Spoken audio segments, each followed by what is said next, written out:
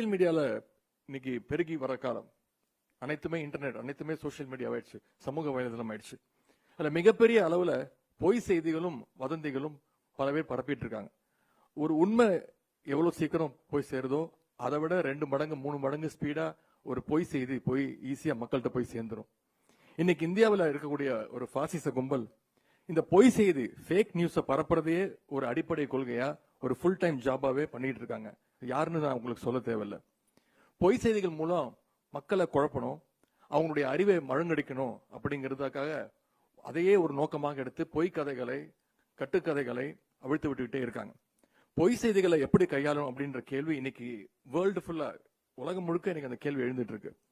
வதந்திகள்ல, ரூமர்ஸ்ல 2 வகை உண்டு. ஒன்னு மிஸ்இன்ஃபர்மேஷன், இன்னொன்னு டிஸ்இன்ஃபர்மேஷன்.